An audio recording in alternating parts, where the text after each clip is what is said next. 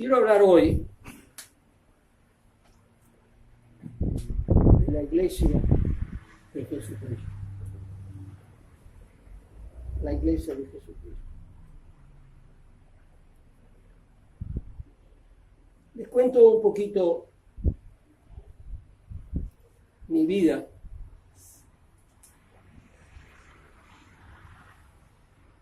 Nací junto con la Segunda Guerra Mundial, año 1938. En el medio del campo, en un lugar donde todo era campo,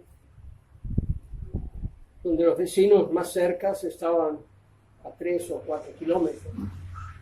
No contados kilómetros, en aquellos lugares se contaba por legua. Una legua son 5 kilómetros, y más o menos, por ahí. Con el día y la noche, porque no había nada. Nada de lo que es hoy día, lo moderno de hoy día. No había luz en la casa, el agua no era de Oce, sino que era de pozo. Mi padre trabajaba en el campo, los bueyes, estaban las vacas, estaban los caballos. Y nos acostábamos, como decíamos en aquel tiempo, con las gallinas. A las 6 de la tarde ya nos íbamos a acostar porque se oscurecía. No había radio, no había televisión, no había nada de eso, y entonces no había nada. Los juegos, yo me crié con mi hermano, 1 año y medio mayor que yo, hoy día fallecido. Nuestros juegos eran corretear detrás de la vejiga de un chancho, porque esto fue la pelota que tuvimos. No había pelota de fútbol, ni de goma, ni de nada de eso. Pero mi padre mataba en el mes de junio o julio de cada año, mataba un cerdo que criaba en la casa y un ternero, una ternera para mezclar.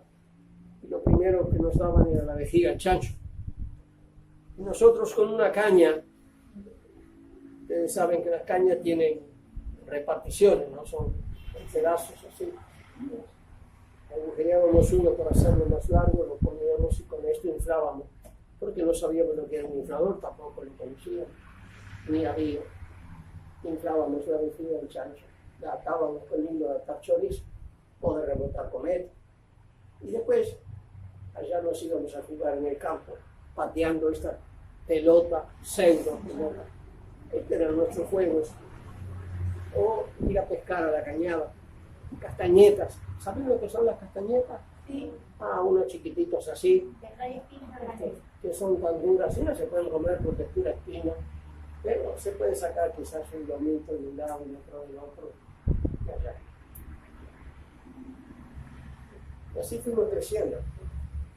Cuando llegó la época de ir a la escuela, no había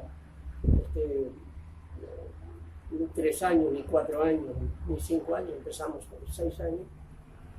Una escuela rural que estaba saliendo del campo como a 3, 4 kilómetros de la casa, la escuela de Medina, Blanquita, así se llamaba la maestra que teníamos. Mi papá nos compró un petizo a mi hermano y a mí, overo, decíamos bichoco porque tenía las rodillas infladas así, ya no doblaban las rodillas, era viejito, pero para ir a la escuela. Cruzábamos el campo y acá empezamos la escuela primaria. Primer año atrasado, primer año adelantado, segundo y tercero era lo que había en la escuela rural.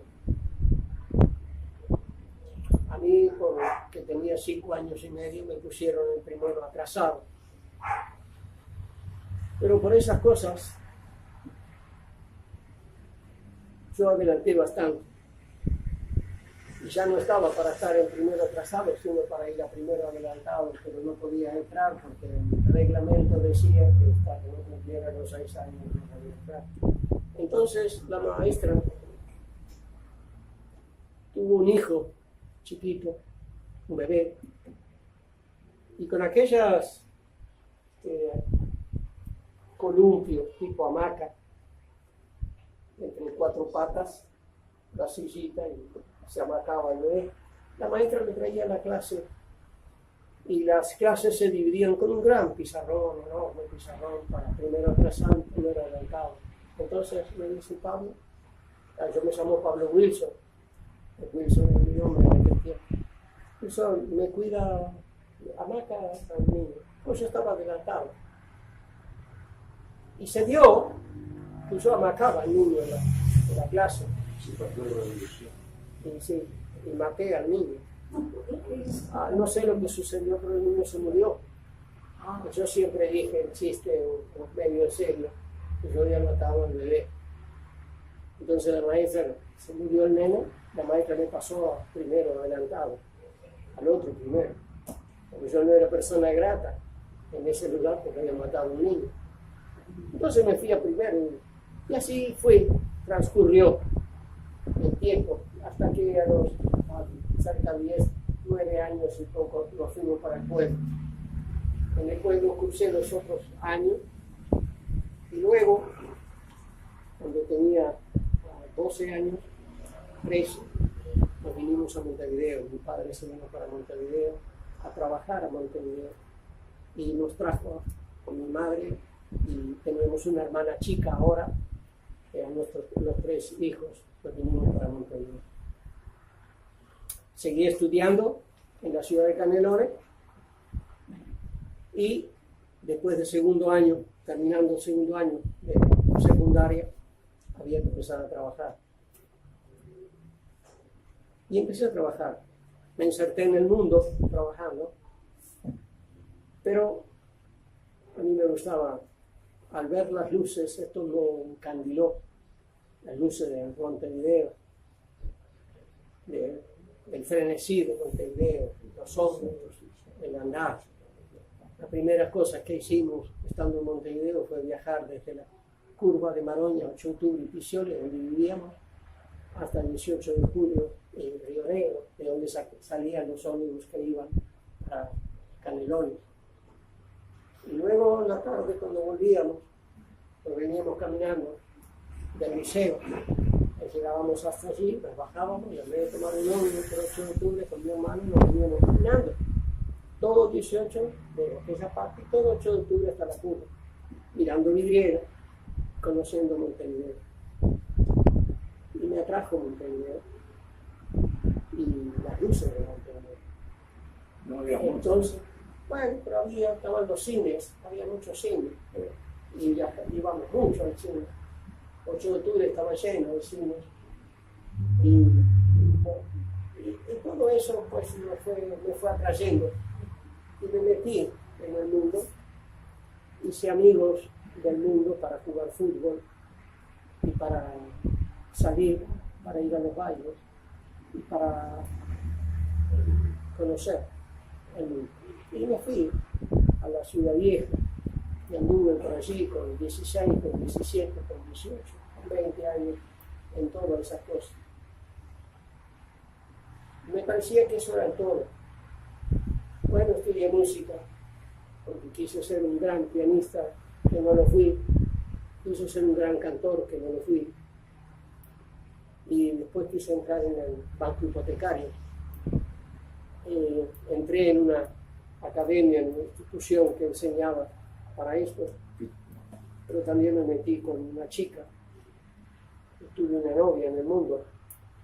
Y cuando di los exámenes para ingresar al banco hipotecario, a la chica me dejó y yo le eché la culpa a ella de mi fracaso, cuando realmente el culpable era yo, porque era un tarambana, era un hombre del mundo, realmente, que estaba metido en muchas cosas en el mundo.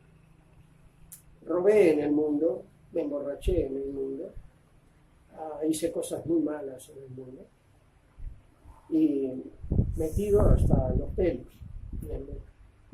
en toda la porquería del mundo.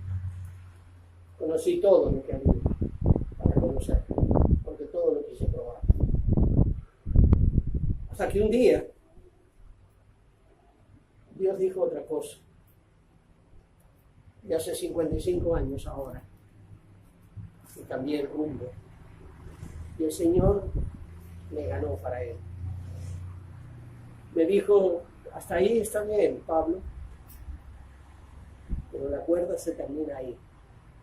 Y Él empezó a recoger la cuerda, y en la punta de la cuerda estaba yo, y me llevó hasta Él. Conocí esa otra parte, lo que el Señor me ofrecía. Y fui de los que más peleó por cosas que como hombre no entendía.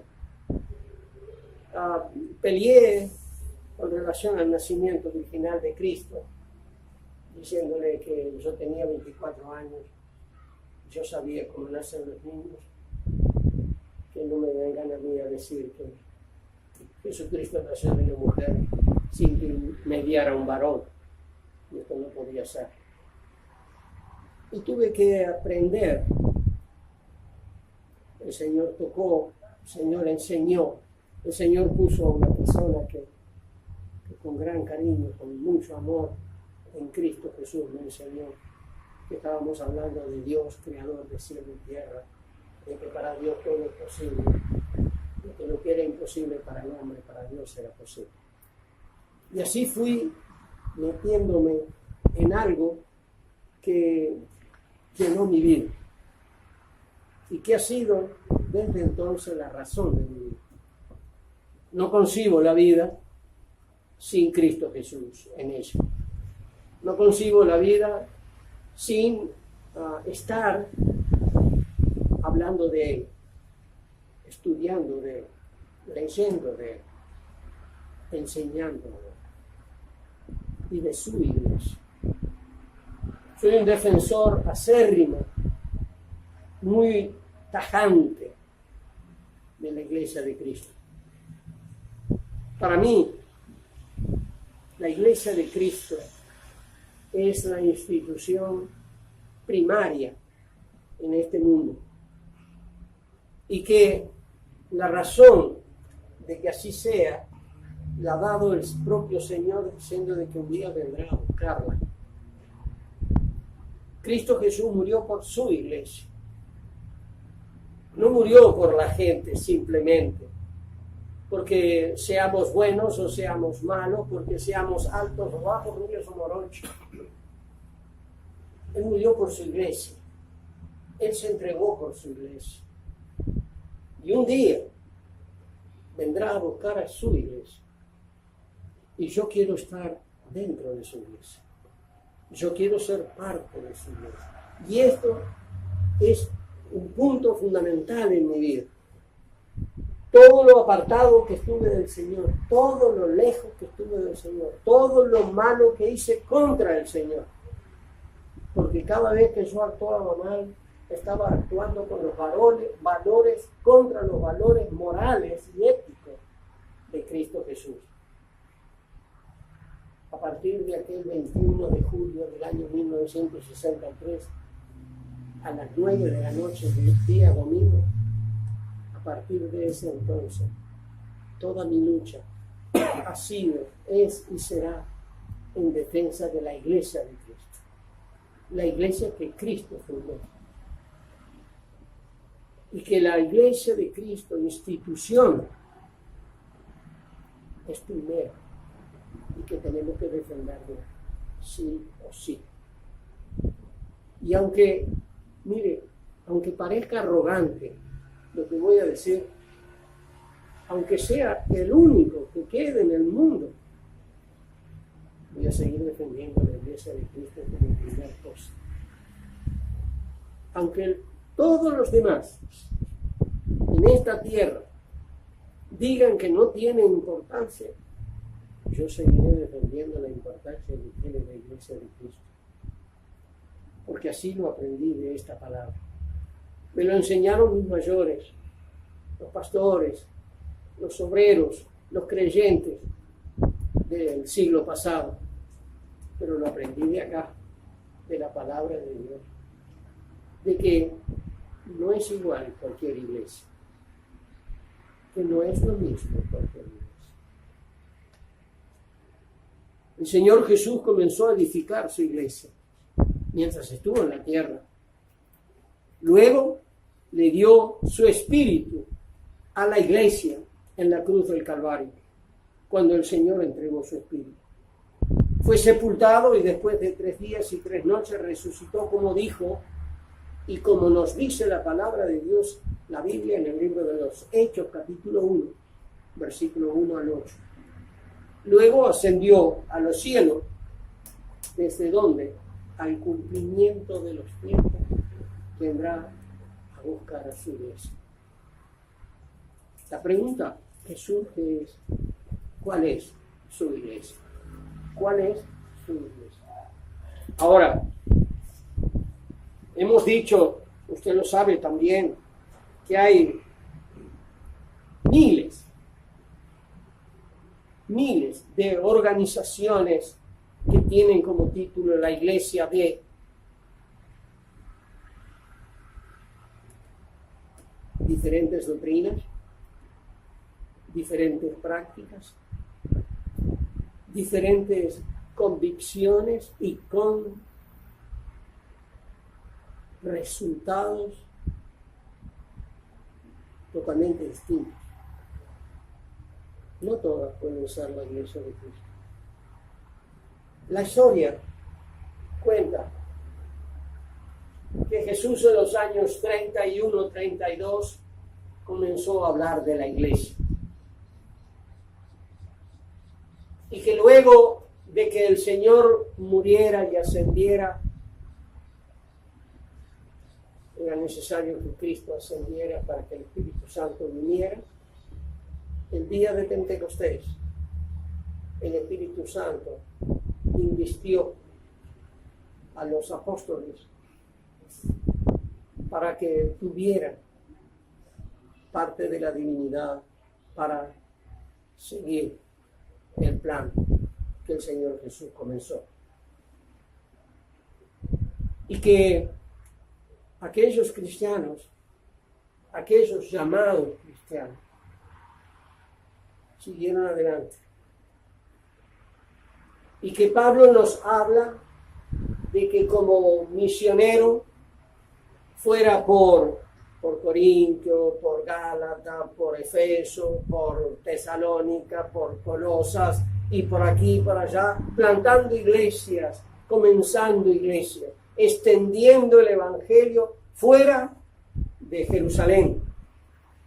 Cuando el Señor había dicho en el libro de los Hechos, como les dije en el capítulo 1, y me seréis testigos aquí en Jerusalén, en Judea, en Samaria y hasta el último de la tierra. Llevando ese concepto, Pablo fue extendiendo la obra por todos esos lugares. Y luego se sigue extendiendo. Y tras los años se va extendiendo. Por allá por los años 300 o 313 comienza a separarse el cristianismo que había. El caminito de piedra o de pedregullo o de tierra espinoso que transitaban los cristianos con el imperio romano castigándolos, persiguiéndolos, y con el judaísmo que no quería perder su influencia judaica hacia el cristianismo. Hubieron quienes se apartaron y comenzó allá por el año 313 la Iglesia Católica Apostólica Romana, con su sede en Roma y con el Papa. Y por el otro lado comienza la Iglesia Ortodoxa griega, con el emperador griego Constantino a la cabeza. Pero los verdaderos cristianos, los seguidores de Cristo, no se fueron ni para un lado ni para el otro lado, sino que continuaron en el camino.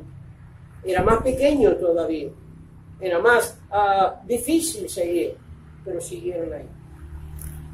Hasta que llegamos al tiempo de la Reforma, de lo que se llama el comienzo del protestantismo, cuando un sacerdote católico llamado Martín Lutero, con su capilla en Alemania, él decide que todas las doctrinas de la Iglesia Católica no son ciertas, que no son verdaderas, que no son para seguir. Y escribe en la puerta de su capilla, pone una lista: no creo en esto, ni en esto, ni en esto, ni en esto. El 80% de los artículos que él escribió renunciando a ello. El otro 20% dijo: estoy de acuerdo. Y mantuvo ese creer un poco y no creer otro poco. Y ahí comienzan los que protestan contra la Iglesia Católica. Y se abren varios grupos, porque él fue expulsado, lógicamente, de la Iglesia Católica y comienza su propia iglesia, que no es la Iglesia de Cristo, la Iglesia luterana, porque es la iglesia de Martín Lutero. No fue la iglesia que Cristo comenzó, aunque tenga parte de lo que Cristo comenzó, y renunciar a lo que los hombres habían comenzado. Y fui aprendiendo que siempre hemos hablado de la iglesia de Cristo. Hemos dicho por tiempo que nosotros creemos ser la iglesia de Cristo. Hablo de la iglesia bautista. El viernes estaba acá, estaba en el fondo trabajando, y de repente me llama el señor Díaz, que andaba por ahí. Me dice: Cayano. Sí, ya voy, señor. No, ¿puede escuchar? ¿Sabe que estuvo una señora hace un rato? Sí, preguntando por la iglesia. Le dije: está el pastor. Dice: no, solamente quería saber qué iglesia es. Sí, yo no sé, acá dice Iglesia Bautista. Dice: sí, yo también soy creyente. ¿Sí? ¿De dónde? De Atlanta. Va a la iglesia en Atlanta. Y dice, sí, creo que somos medio parecidos, pero no somos iguales, dijo la mujer. Yo no sé. Dice: sí, porque nosotros somos del sur. Entonces yo le expliqué a él lo que él estaba diciendo, lo que la mujer había dicho. Dice: está el pastor ahí atrás, ¿quiere que lo llame? No, yo voy allá, que es iglesia. Y se fue la mujer. Dice: ¿conoce al pastor Parnell? Sí, le preguntó. Dice: ¿por qué acá había estado el pastor Parnell? ¿Conoce? Sí, lo conozco, sí. Y también nombró otro pastor, como el pastor Walter Silva, de allá del centro. Yo le expliqué lo que era esto.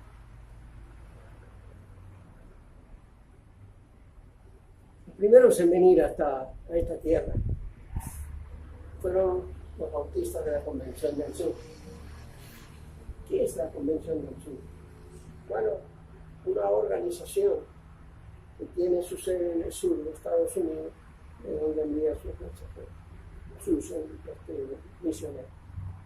Nosotros somos independientes, bautistas independientes, en un principio llamado la Convención del Norte.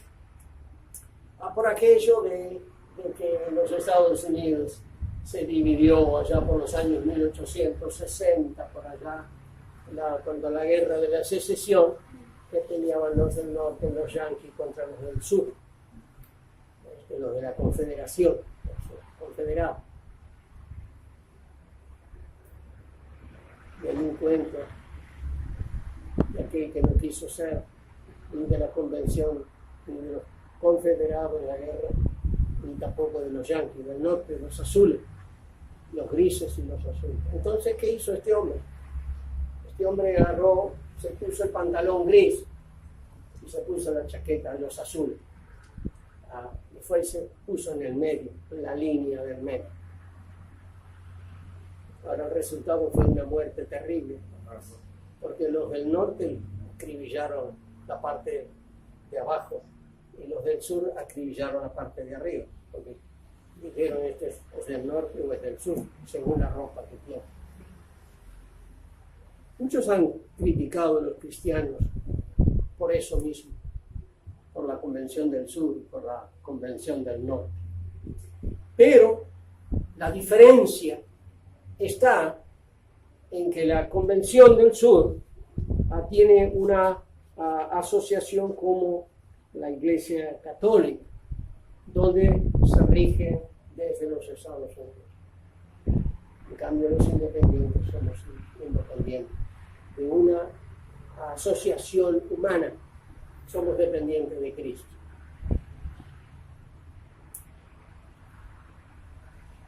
¿Qué importa esto? No importaría nada si las creencias fueran las que Cristo enseñó. Si los que seguimos a lo que Cristo dijo. Pero ¿cuál es la verdad? Quiero que miremos tres cosas. Primero, que Cristo edificó una iglesia. Segundo, ¿cuándo la edificó? Y tercero, ¿cuál es la iglesia que Jesús edificó? Venga conmigo al libro de Mateo, capítulo 16. Evangelio según Mateo, capítulo 16, el versículo 18. Mateo, capítulo 16, versículo 18. Dice la palabra del Señor allí en el versículo 18, mas yo también te digo que tú eres Pedro, y sobre esta piedra edificaré mi iglesia, y las puertas del infierno no prevalecerán contra eso.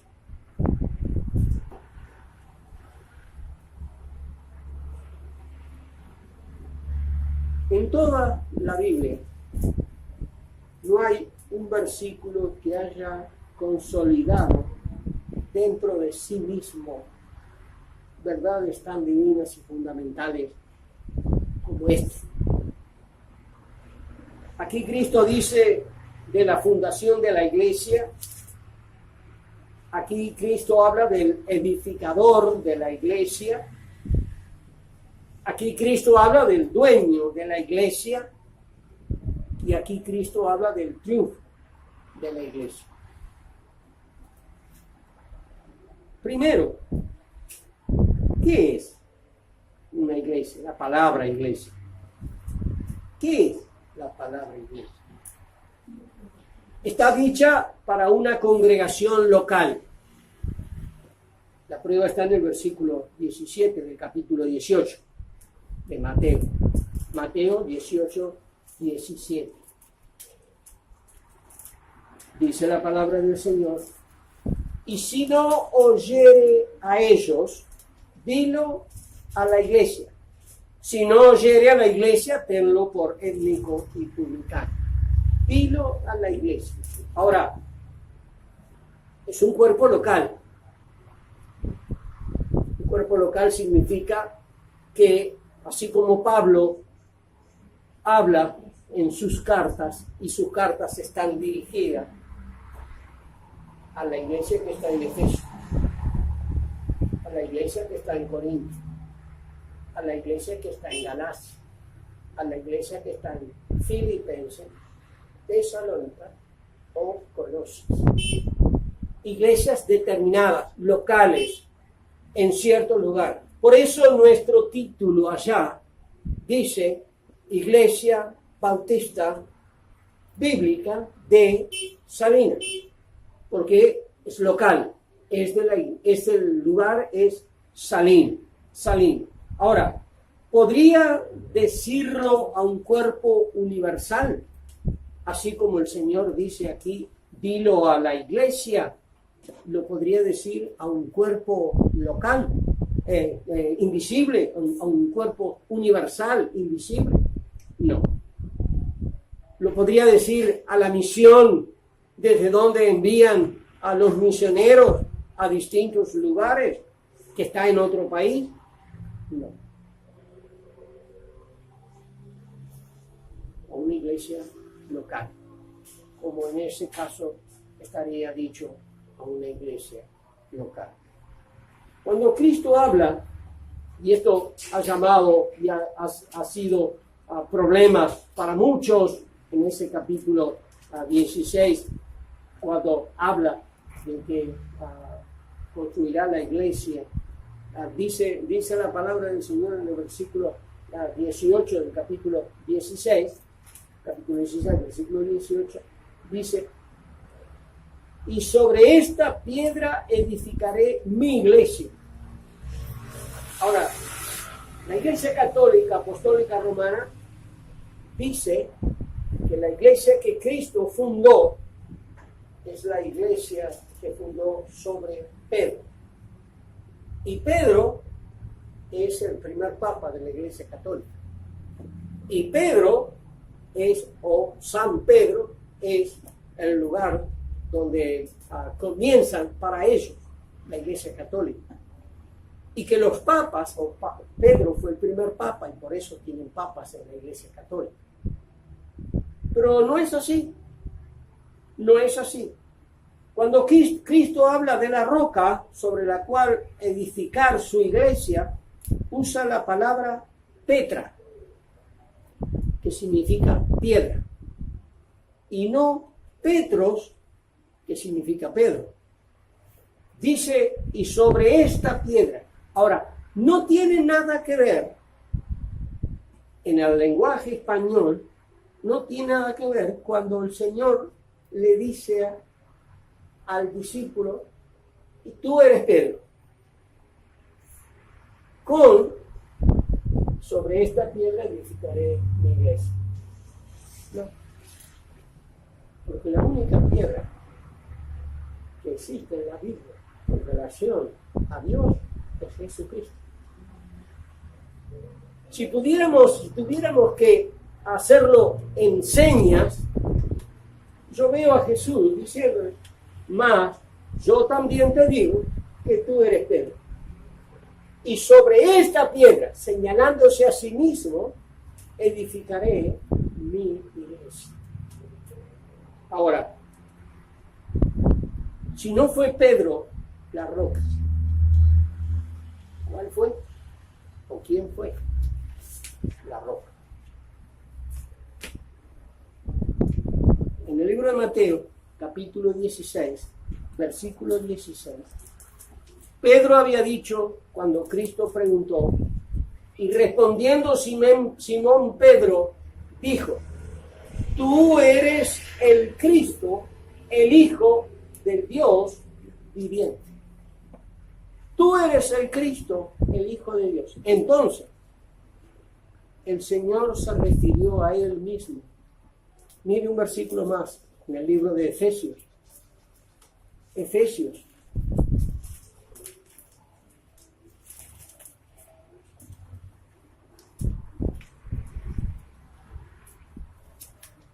El capítulo 2, el versículo 20. 2, 20. Dice, edificados sobre el fundamento de los apóstoles y profetas, siendo la principal piedra del ángulo Jesucristo mismo. Cuando el Señor dice, y sobre esta piedra edificaré mi iglesia, estaba señalándose a sí mismo. Y hay una razón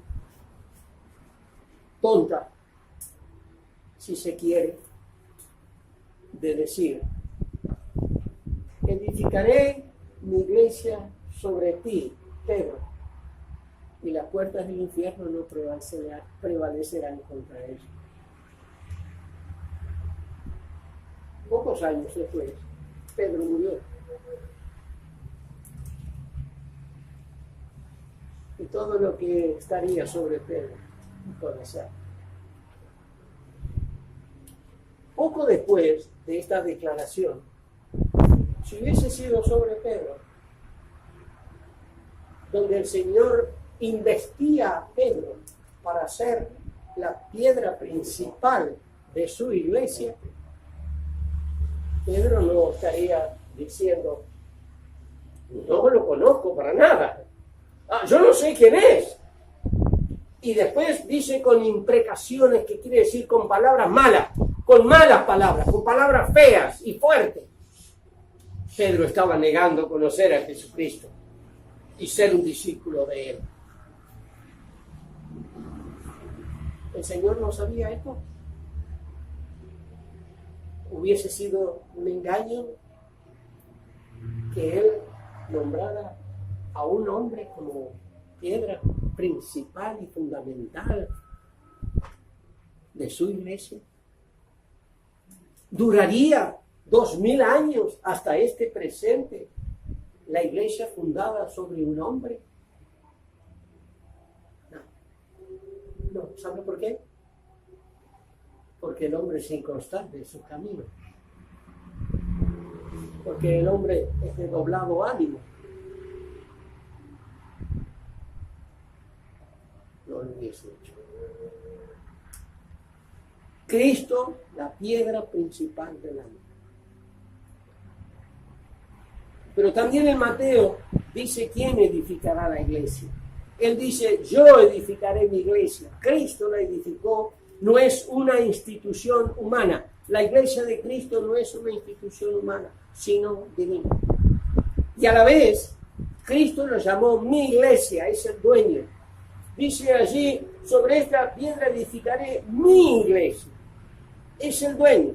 Tenemos una mala costumbre, los pastores especialmente. Cuando alguien nos pregunta, ¿y dónde está su iglesia? Mi iglesia está en tal lugar. No, ¿qué mi iglesia? ¿Qué mi iglesia? No, la iglesia de Cristo, que el Señor me otorga el privilegio de poder predicar o dirigir o enseñar o lo que sea. Pero la iglesia de Cristo no es mía. ¿Quién soy yo? Hombre, para decir que es mi iglesia. El único que puede decir mi iglesia es Cristo. Porque es la iglesia que Él fundó y por la cual Él murió. Yo no he hecho nada por esa iglesia o por esta iglesia. Cristo la llamó mi iglesia pensando en el futuro, cuando habrían iglesias falsas de todas las denominaciones. Y tenemos allá en el libro de Pedro y tenemos en el libro de Timoteo, cuando la exhortación es, vendrán tiempos cuando habrán falsos maestros, como antes hubieron falsos profetas dentro de la iglesia. Iglesias hechas por manos de hombre. Muy honorable lo que el señor Martín Lutero pensó en aquellos días. Muy honorable, pero no tiene valor ninguno para que él pudiera comenzar una iglesia que llamara su nombre, Iglesia Luterana. Porque la iglesia luterana no es la iglesia de Cristo. No es la iglesia. Juan el Bautista reúne para Jesús un material tosco, rudo, como Mateo el publicano, Pedro el blasfemo, Juan y Jacobo, hijos del trueno, Judas el traidor, Tomás el incrédulo. Estos fueron las personas que fue buscando. Con estos hombres, Cristo edificó su iglesia y todos los que somos miembros de esta iglesia estamos juntos, unidos con Él y somos honrados con Él. No quiere decir que la iglesia bautista que tenga un título bautista sea la iglesia de Cristo, porque tiene un título.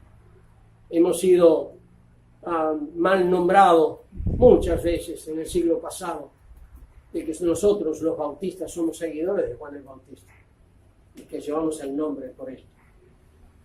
Pero no es cierto tampoco. No somos seguidores de Juan el Bautista y no llevamos el nombre Bautista por Juan. Esta es la iglesia que lleva el nombre de los rebautizadores, porque Batista, como se llamó al principio, se les dio a los que rebautizaban, no aceptando el bautismo de las sectas falsas, sino rebautizando. Antes de llamarse bautistas, este grupo se llamó paulicianos, montañeses, hasta valdenses, varios nombres.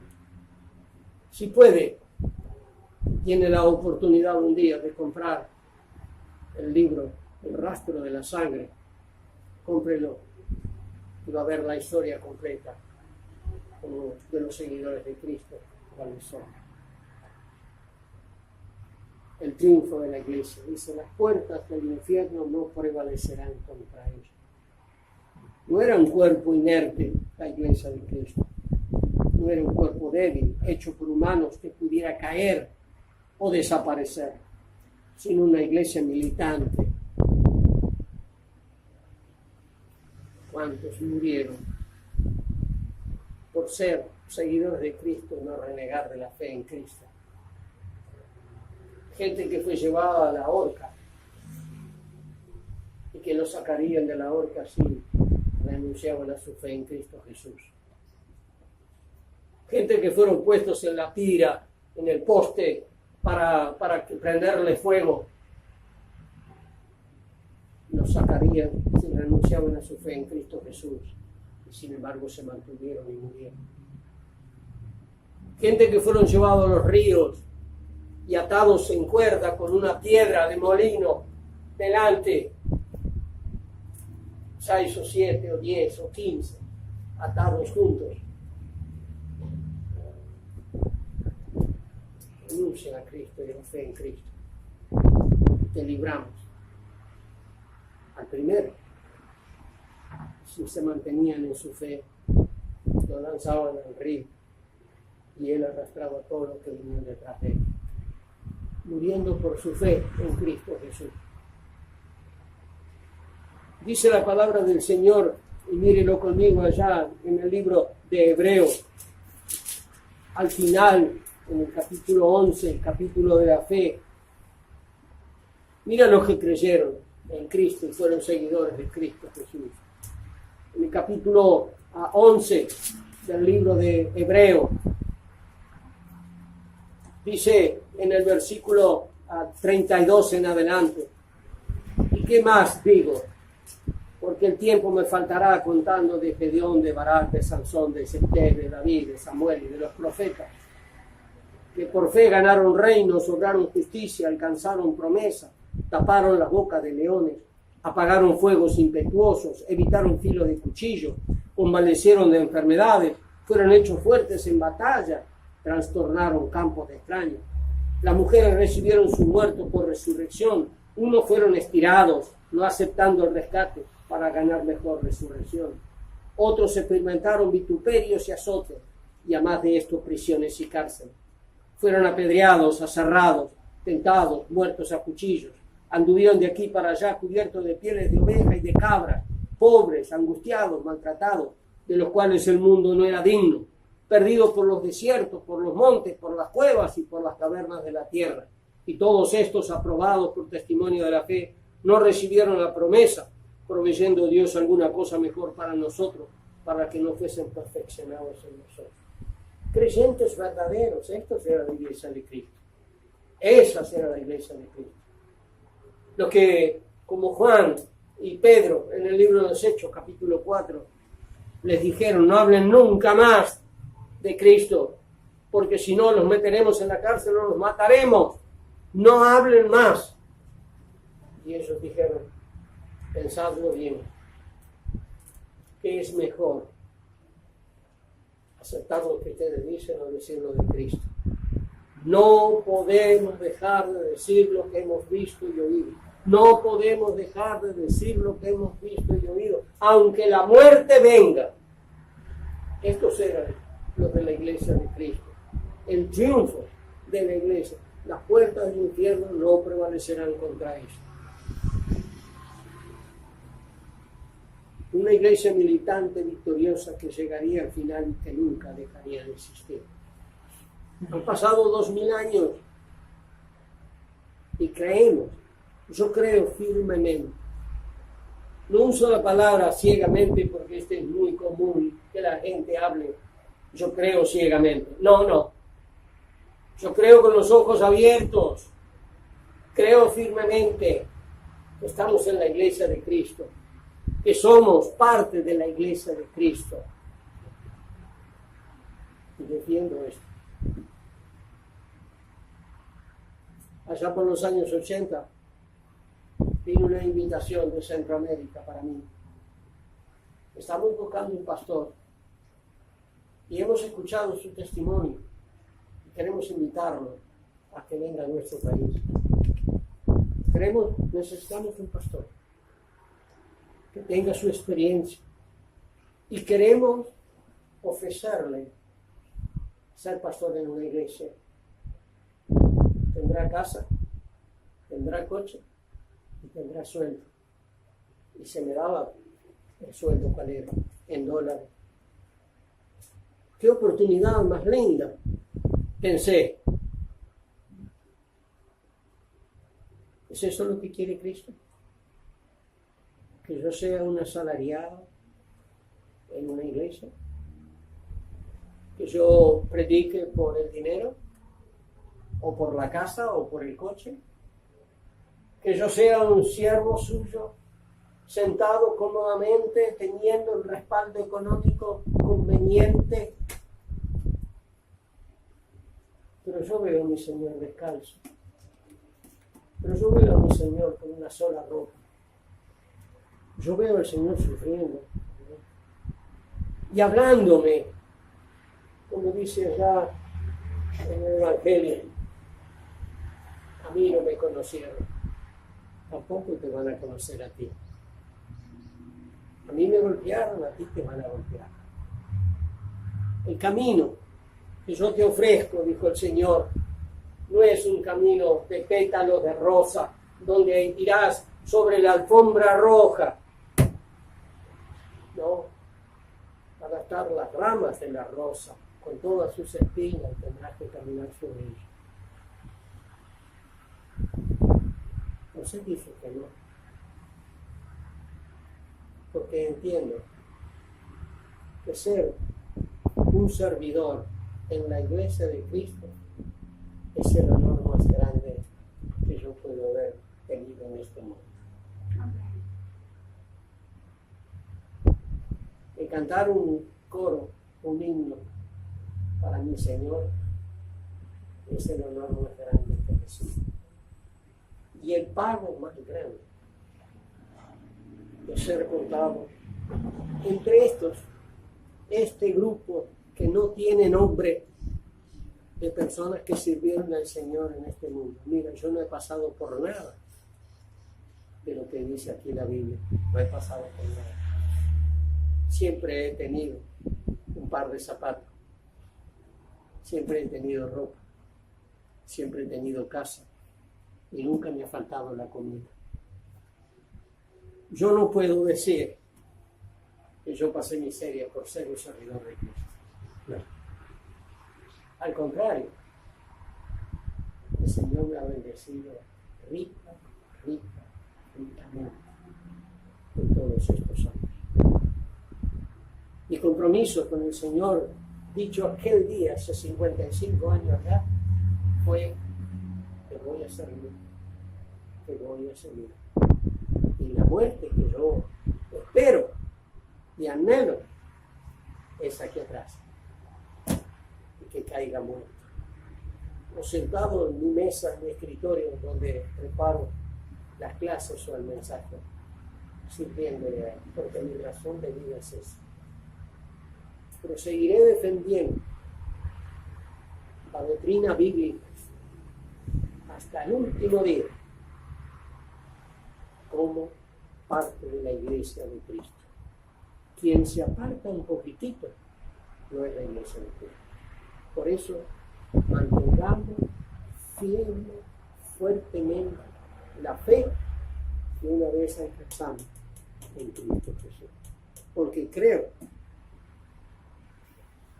afuera del título, que estamos en la iglesia de Cristo, que somos parte de la iglesia que Cristo comenzó hace 2000 años. Ojalá que usted crea lo mismo que yo en el día de hoy. Nos ponemos de pie, por favor. En capítulo 16, versículo 18 de Mateo, Cristo dice: edificaré mi iglesia. En el capítulo 18, versículo 17, dice: si tu hermano pecare, dilo a la iglesia. La iglesia ya estaba funcionando. En ese tiempo edificó Cristo su iglesia. Una iglesia viva y que debe vivir por siempre. Y en la gran comisión de Mateo capítulo 28, el Señor dice al final: y estaré conmigo hasta el fin del mundo. Amado Dios que estás en los cielos, te agradecemos en este día por Cristo Jesús, nuestro Salvador personal. Amado Padre, gracias por considerar nuestros hijos y por saberlo nosotros de que así es, por tu palabra y por tu espíritu. Bendice a mis hermanos en este día. Bendice a los que no vinieron hoy, para que el próximo domingo estén. Llamado Señor, para que juntos defendamos ciertamente la iglesia de Cristo, la iglesia que Cristo comenzó, por la cual murió y que un día vendrá a buscar para luego, allá en los cielos, celebrar las bodas del Cordero con su iglesia. Amado Señor, gracias. Bendice a los niños en su clase. Bendícenos a nosotros. Perdona nuestros errores, nuestras faltas. Llévanos a nuestros hogares a feliz término y que tengamos una buena tarde y que no perdamos la oportunidad de testificar de Cristo. Gracias, oh Dios. En el santo y bendito nombre de Jesús, tu Hijo, nuestro Salvador, te lo pedimos y agradecemos, y que para su eterna gloria sea. Amén. Amén. Que el Señor los bendiga ricamente. Nos despedimos hasta el miércoles a las 5 de la tarde.